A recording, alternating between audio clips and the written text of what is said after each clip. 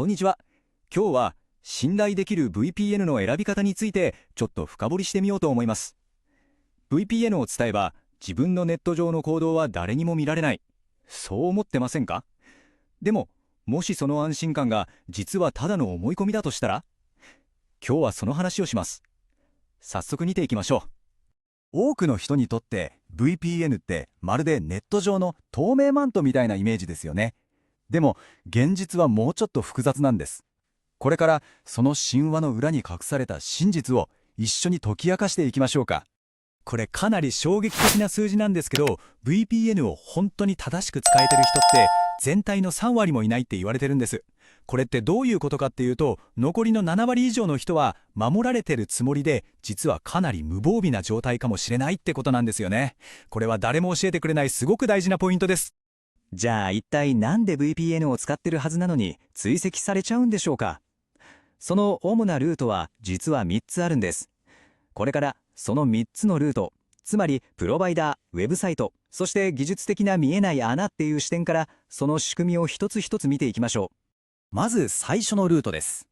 VPN を使うと確かに通信内容は暗号化されるんで、あなたが契約してるプロバイダー、つまり ISP はあなたが何を見てるか、その中身は覗けません。でも、この人今 VPN 使ってるなっていうこと自体は実は丸見えなんですよ。いつ接続してどれくらいのデータをやり取りしたかっていうメタデータは全部記録されてるんです。これだけでもあなたの生活リズムとか大体の行動パターンって推測できちゃうんですよね。で、問題はそれだけじゃなくて、このスライドが示すように国によっては VPN を使ってるってこと自体がリスクになるんですよ。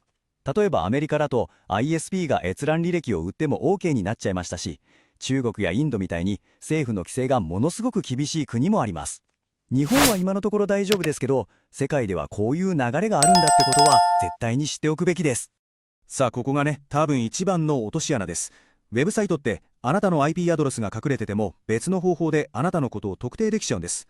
これ例えるなら、マスクをしてても声とか着てる服とかで〇〇さんだってわかるのと一緒。使ってるブラウザの種類とかパソコンに入ってるフォント、画面の大きさ、そういう細かい情報を組み合わせてあなただけの指紋を作り出しちゃうんです。残念ながらこれは VPN だけじゃ防げないんですよ。さらにもう一つヤバいのがあって、 WebRTC っていう技術が原因で情報が漏れること、いわゆるリークですね。これブラウザの機能が原因で VPN を使ってるのにあなたの本当の IP アドレスが外に漏れちゃうことがあるっていうかなり深刻な問題なんです。まるでバケツの底に小さな穴が開いてるみたいな感じ。特に無料 VPN の多くはこの対策が甘いんです。自分の VPN 大丈夫かなって心配になったら、今すぐ WebRTC リークテストで検索してチェックしてみてください。そして最後の、これが一番最悪かもしれないんですけど、 DNS リークです。 DNS っていうのはネット上の住所録みたいなものですね。このどこに行きたいですっていう問い合わせが VPN を通らずに直接プロバイダーに送られちゃうことがあるんです。そしたらどうなると思います？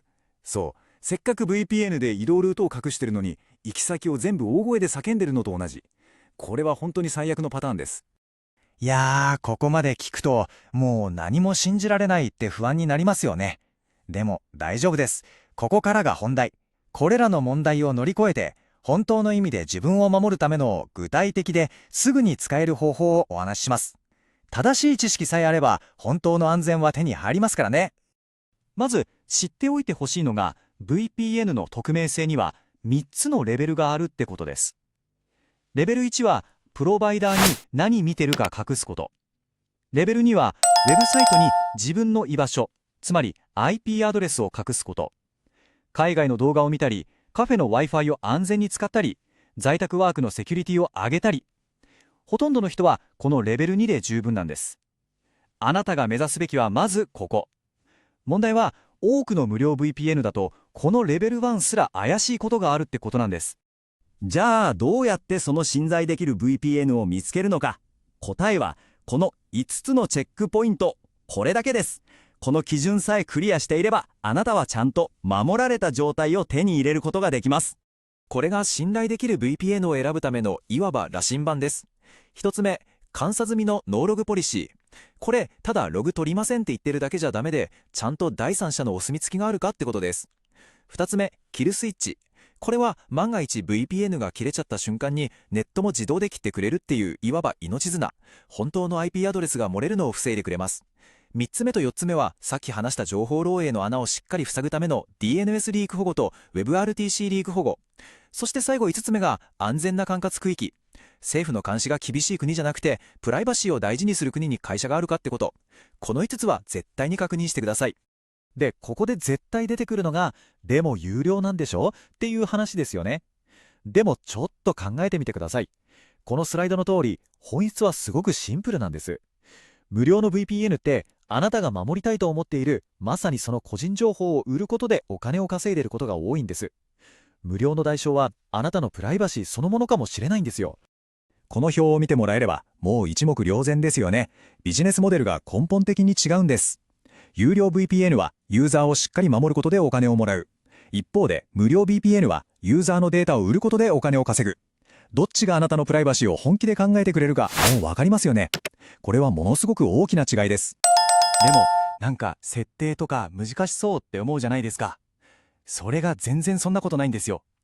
今のちゃんとした有料 VPN はアプリをインストールしてボタンをポチッと押すだけ。それで終わりです。パソコンでもスマホでもびっくりするくらい簡単なんで安心してください。ほら、正しい知識を持ってちゃんとしたツールを選ぶってただのテクニックじゃないんですよ。これって毎日ネットを使う時の心の平穏を手に入れるってことでもあるんです。実際にこんな話があるんです。ある IT の専門家が無料でも大丈夫だろうって思って中国に本社がある無料 VPN を1年も使ってたんですね。でもある日ふと利用規約を読んでみたら、ユーザーデータを第三者に提供することがありますってはっきり書いてあるのを見つけちゃったんです。で、彼はもう真っ青になって、僕が今日お話しした5つの条件をクリアしてる有料 VPN に乗り換えたんです。そしたら彼こう言ったそうですよ。ネット見てる時にずーっと感じてたなんか液体の知れない不安感、あれがスッと消えたんですって。セキュリティって結局この安心感のことなんですよね。考えてみてください。もし1年後のあなたが今のあなたに何か言えるとしたら何て言うでしょう。あの日ちゃんとした知識を得て正しい VPN を選んでくれてありがとう。守られてるってわかるだけでこんなに気持ちが楽になるなんてねってきっとそういうはずです。最後に質問は一つだけです。あなたは今日守られることを選びますか？それともまあいっかでまた先延ばしにしますか？その答えがあなたの1年後を決めます。本日は以上です。